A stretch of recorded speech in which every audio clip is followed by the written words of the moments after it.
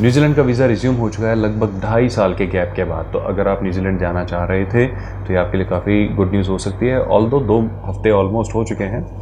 1 सितंबर से इसका official resumption शुरू हो चुका था। अगस्त के एंड तक इनकी अनाउंसमेंट भी हो चुकी थी।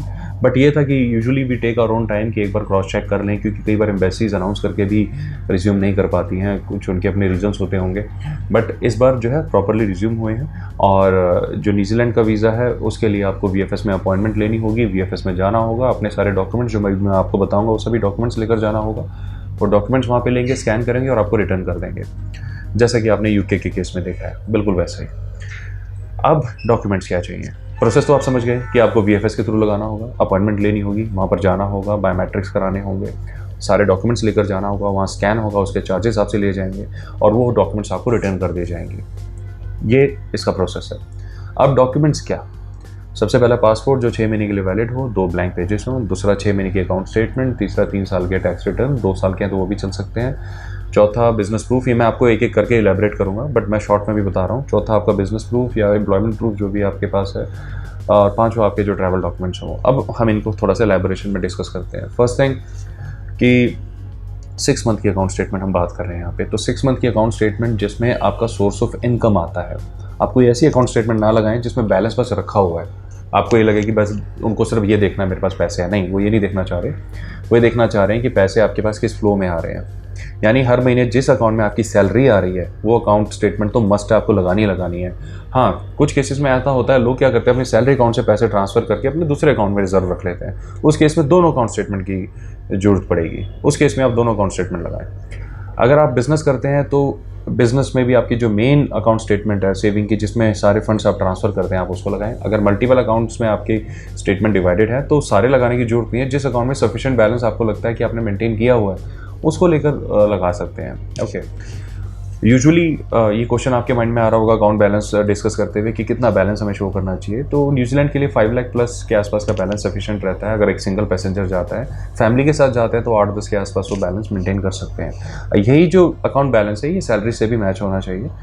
ऑलराइट, तो सैलरी के प्रूफ साथ में इसलिए अटैच किए जाते हैं। और अगर आप सैलरी स्लिप लेते हैं तो उसको भी साथ में अटैच करें। और उसके अलावा अपनी कंपनी से एक NOC लें।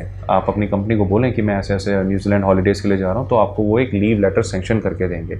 अगर आपको नहीं पता NOC कैसे बनाना है तो इस चैनल पे एक पर्टिकुलर वीडियो प्रिसाइसली बनाई गई इसी टॉपिक के ऊपर, आप उसे चेकआउट कर सकते हैं और अपना डाउट क्लियर कर सकते हैं।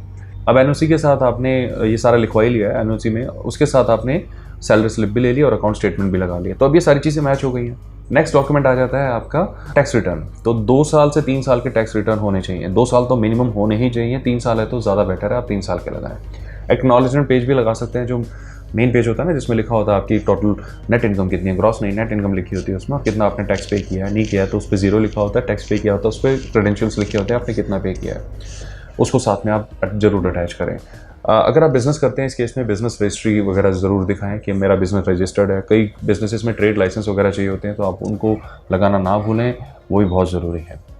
नेक्स्ट हो जाता है कि अगर आप फ्रीलांसिंग करते हैं तो उस केस में अपने जो रीसेंट प्रोजेक्ट्स हैं उनकी कॉपीज़ लगाएं। जो रेमिटेंस अगर आपके पास आता है बाहर से, कई सारे फ्रीलांसर्स होते हैं जो फॉरेनर्स के लिए काम करते हैं, तो जो रेमिटेंसेस के प्रूफ होते हैं वो एक अच्छा प्रूफ बनते हैं, तो उनको भी साथ में आप अटैच कर सकते हैं। अगर आप फार्मिंग करते हैं, आपकी खेती वगैरह है, तो उसमें फार्मिंग के ओनरशिप प्रूफ लगाएं, जैसे कि खतौनी है, जमाबंदी है, फ़र्द है, ये सारे इनके डॉक्यूमेंट्स आप लगा सकते हैं। रजिस्ट्री के पेपर्स हैं तो उसको भी लगा सकते हैं। और अगर आप पेंशनर हैं तो अपने पेंशन के पेपर्स लगा सकते हैं। बस सिंपल, यानी कहने का मतलब है सोर्स ऑफ इनकम का प्रूफ के साथ लगाना ज़रूरी होता है। ये सारे डॉक्यूमेंट्स के बाद अगर आप कोई प्रॉपर्टी वगैरह ओन करते हैं, कोई आपने सेविंग रखी है डिपॉजिट्स में, फिक्स डिपॉजिट्स करा रखे हैं, तो उनके डॉक्यूमेंट्स आप चाहें तो लगा सकते हैं, वो आपकी हेल्प कर सकते हैं। अगर आप अकेले जा रहे हैं तो अपनी फैमिली के पेपर्स भी लगा दीजिए। अगर आप फैमिली को लेकर जा रहे हैं तब तो उनके पेपर्स आपको वैसे भी लगाने ही पड़ेंगे। फैमिली के पेपर्स का मतलब है उनके पासपोर्ट या आधार कार्ड वगैरह, आप उसको लगाएं। बच्चे हैं आपके तो उनको बर्थ सर्टिफिकेट भी आप साथ में अटैच कर सकते हैं एज अ प्रूफ। देखिए जी, मेरे चिल्ड्रन हैं, ये मेरे बच्चे हैं और यहीं पे रहेंगे, मैं अकेला ट्रैवल कर रहा हूँ। देखिए, जब भी आप अकेले ट्रैवल करते हैं, आपकी फैमिली नहीं जाती है, तो एक सॉलिड रीज़न आपके पास होना चाहिए कि आप अपनी फैमिली को क्यों नहीं लेकर जा रहे हैं। ज़रूरी नहीं है कि एम्बेसी आपको कॉल करेगी, इंटरव्यू में पूछेगी और आप उसके लिए प्रिपेयर हो रहे हैं। कई बार वो कॉल नहीं भी करते, इनफैक्ट मैक्सिमम केसेस में कॉल ही नहीं आएगी, बहुत रेयर कॉल आती है जिसमें पूछा जाता है। तो उस केस में आप अपने कवर लेटर में ये चीज़ मेंशन करिए कि आप अकेले क्यों जा रहे हैं और आपकी फैमिली क्यों नहीं जा रही है। उसके रीज़न बहुत सारे हो सकते हैं। हो सकता है आपकी वाइफ वर्किंग, उनको छुट्टी ना मिली हो, तो आप उसमें लिख सकते हैं। या हो सकता है कि आपके बच्चों के स्कूल कंटिन्यूस मोड पे हों और आप उनकी पढ़ाई डिस्टर्ब नहीं कराना चाह रहे हैं, वो भी लिख सकते हैं। या कोई और थर्ड रीज़न हो सकता है कि भाई I am also fond of travelling, मेरी family they are not very fond of travelling, तो इसलिए मैं अकेला ही जा रहा हूँ। या अगर फाइनेंशियल प्रूफ है तो उसको भी साथ में लिख सकते हैं, जी इतने फाइनेंसेस मेरे पास नहीं है। तो जो भी प्रूफ है आपको लगता है आपके केस में है, आप उसको वहाँ पे लिख सकते हैं कि भाई मैं अकेला क्यों जा रहा हूँ। इसके बाद आ जाते हैं ट्रैवल डॉक्यूमेंट्स, यानी आपकी ट्रैवल आइटनरी जो डे वाइज अच्छे से मेंशन्ड हो। आप पहले दिन, दूसरे दिन, तीसरे दिन कहाँ जाओगे, सब कुछ इसमें लिखा हुआ होना चाहिए। होटल वाउचर, अच्छी बात है कि कंफर्म बुकिंग की रिक्वायरमेंट नहीं है, तो होटल वाउचर आप रिजर्व करके भी लगा सकते हैं। एज ऑफ नाउ तो नहीं है, फ्यूचर में अगर उन्होंने कंफर्म बुकिंग मांगी तो आपको कंफर्म लगाना होगा। नेक्स्ट आ जाता है फ्लाइट पीएनआर, तो फ्लाइट पीएनआर भी आप लगाएं। और अभी as of now flight PNR की भी, यानी flight actual original paid ticket की रिक्वायरमेंट न्यूजीलैंड हाई कमीशन ने नहीं रखी है, लेकिन अगर फ्यूचर में रखी गई तो आपको वो भी शो करना होगा। तो एज ऑफ नाउ तो नहीं है, तो फ्लाइट पीएनआर लगा सकते हैं आप। लास्टली आप अपना ट्रैवल इंश्योरेंस भी साथ में लगाएं। देखिए ट्रैवल इंश्योरेंस वैसे मैं हर बार आपको एडवाइस करता हूँ, एक इंपॉर्टेंट डॉक्यूमेंट है। पहली बात तो ज़्यादा खर्चा है नहीं इसमें, 1000-1500 में आराम से सारे ट्रैवल इंश्योरेंसेस हो जाते हैं 15 दिन के ट्रिप के लिए। इतने पैसों में आपकी पूरी ट्रिप एक तरह से सेफ गार्ड हो जाती है, इंश्योर्ड हो जाती है। कल को वहाँ पे किसी का सामान गुम हो जाता है, उसकी तबीयत ख़राब हो जाती है, पासपोर्ट गुम हो जाता है, तो उसको वो क्लेम कर सकता है। और ये आपकी वीज़ा प्रोफाइल में भी हेल्प करती है, आपको एक इम्प्रूव्ड आपकी इमेज बनती है। साथ में कई कंट्रीज़ में तो ये मैंडेटरी भी है, तो इसलिए मैं आपको रिकमेंड कर रहा हूँ कि आप डेफिनेटली इसे लगाएं यहाँ पे। ये सारे डॉक्यूमेंट्स आपको लेकर जाने होंगे। आधार कार्ड, पैन कार्ड भी आप साथ में लगा सकते हैं। अगर आप बिजनेस करते हैं, पैन कार्ड मैं आपको स्पेसिफिकली एडवाइस करूँगा ज़रूर लगाएं। ये सारे डॉक्यूमेंट्स आप लेकर जाएं, ये स्कैन होंगे, बायोमेट्रिक्स होगा और ये वापस आपको दे दिए जाएंगे। हमेशा ओवर एक्सप्लेनेशन से बचें। आप अपना कवर लेटर बनाएं तो उसमें बहुत ज़्यादा 3-4 पेज का कवर लेटर ना बनाएं, और ऐसा भी नहीं कि 2 लाइन में आपने लिख दिया जी मैं जाना चाह रहा हूँ, मेरा पर्पस टूरिज्म है तो प्लीज़ मेरे को अलाउ करो। ऐसा भी नहीं होना चाहिए। आई मीन बैलेंस में होना चाहिए। उसमें थोड़ा सा आप अपना विवरण दें, अपनी एक्सप्लेनेशन दें कि आप करते क्या हैं। तो थोड़ा सा एक्सप्लेनेशन अपनी फैमिली के बारे में दें, थोड़ा सा एक्सप्लेनेशन अपने पर्पस के बारे में दें। That's it. 2-3 पैराग्राफ बनाएं, दैट्स ऑल। इससे ज़्यादा की रिक्वायरमेंट नहीं है। कवर लेटर कैसे बनाना है कॉम्प्रीहेंसिवली, इस पर भी प्रिसाइसली वीडियो बनी हुई है, आप उसको जाके चेकआउट कर सकते हैं। आपकी अच्छे से उसमें आपको हेल्प मिल जाएगी। वीडियो देखने के बाद आपको कवर लेटर पे दोबारा कभी प्रॉब्लम नहीं आएगी। ये सारी फाइल आप जब सबमिट करा देंगे तो I am very much sure result आपके फेवर में आना चाहिए, प्रोवाइडेड आपकी प्रोफाइल स्ट्रांग हो, इनकम अच्छी आ रही हो, रेगुलर आ रही हो। और न्यूजीलैंड के लिए यूजुअली फ्रेश पासपोर्ट पे सक्सेस रेट थोड़ा सा कम ही देखा गया है। ऐसा नहीं कि वीज़ा नहीं मिलते, फ्रेश पासपोर्ट में मिल जाते हैं, बट यूजुअली देखा गया है कि अगर ट्रैवल पहले से किया हुआ है कुछ देशों में, जिससे काउंसलर को थोड़ा सा कन्विक्शन हो जाता है कि हाँ जी आप इतनी सारी जगह घूमे हुए हो, टाइम से गए हो, टाइम से आए हो, एक कंट्री की इमिग्रेशन पॉलिसी को रिस्पेक्ट करते हो, कभी आपने ओवर स्टे नहीं किया, कभी वीज़ा एक्सटेंड नहीं करवाया, तो ये चीज़ें आपकी प्रोफाइल को इम्प्रूव करती हैं। जैसे कहते हैं ना, लोन लेते तो सिबिल स्कोर बैंक वाले देखते हैं कि आपने हमेशा लोन टाइम से लिया है, टाइम से EMI पे करी है, तो वो लोन देने में आपको हिचकिचाते नहीं है, आप दोबारा लोन दे देते हैं। तो एम्बेसी का भी कुछ ऐसा ही काम है।